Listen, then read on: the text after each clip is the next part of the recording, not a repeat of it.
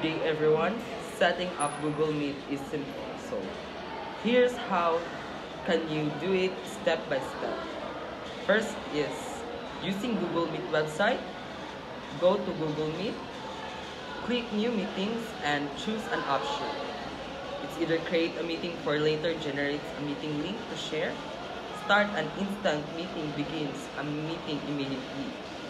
Schedule in Google Calendar. Opens Google Calendar to set up a future meeting.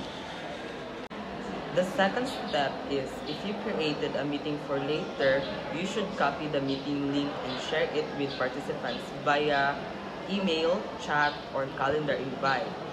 Set up a reminder for those participants can join on time. If you started an instant meeting, please ensure that your microphone and camera settings are adjusted correctly. Wait for participants to join using the shared link. Manage meeting settings like multi-participants or sharing your screen. Step number 3.